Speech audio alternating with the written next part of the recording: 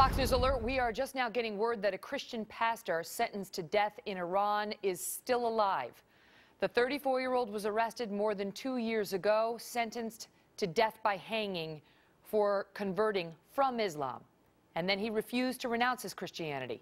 We are getting these reports from the American Center for Law and Justice. They have been trying to draw attention to this case to save this man's life. J. Alan Sekulow, who you know from this program many times, is chief counsel for that group, and you guys have been doing yeoman's work on this, Jay. And as of today, Nadarkhani is alive, but we don't know how much longer that's going to last.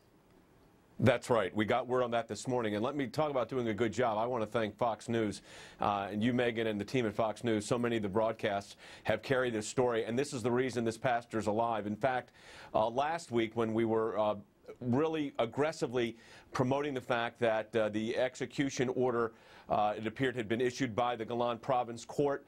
The Iranian government, after the reports we put forward, and including reports from our own government, State Department, and the president, issued a denial saying we've not sentenced him to death.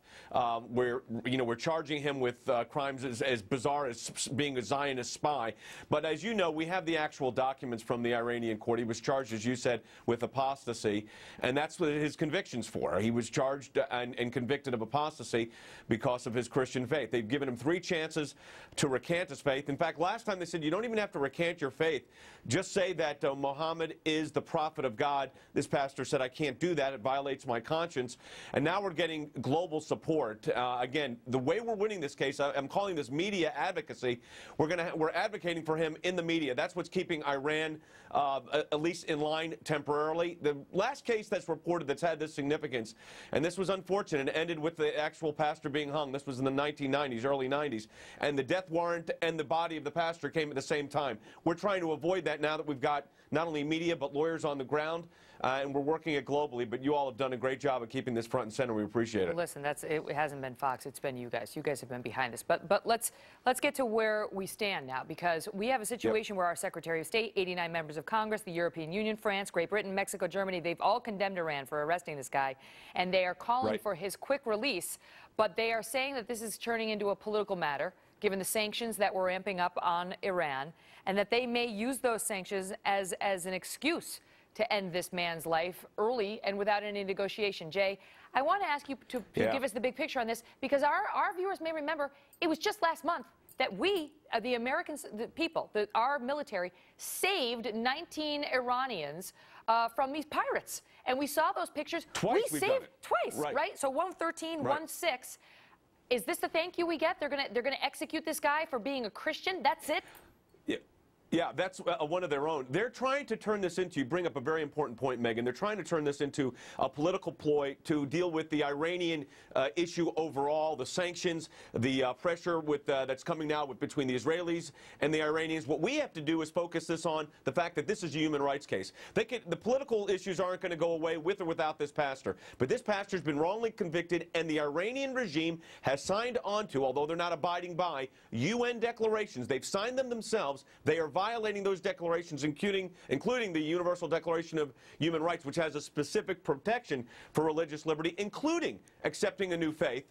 This pastor, by the way, never was practicing Islam, although they charged him, as you said, with apostasy. But yeah, they're trying to turn this into a political issue. And what we have to do is continue not to allow that to happen. And that's why the statements coming out of the President and the Secretary of State have been important. We're looking for a joint resolution that can be voted on as early as Wednesday from the House with huge bipartisan support.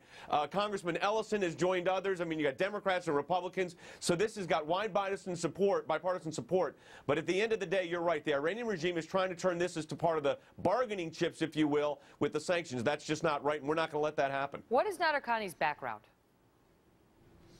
He grew up in a home that the family was marginally Muslim, if you will. He never embraced Islam, which you do at age, like in Judaism, at age 13, you're bar mitzvah. Within the Islamic tradition, it's more age 15. He did not. He became a Christian and eventually became a pastor. And that's what they're really aiming at here. How did that happen Not only was in he Iran? a Christian.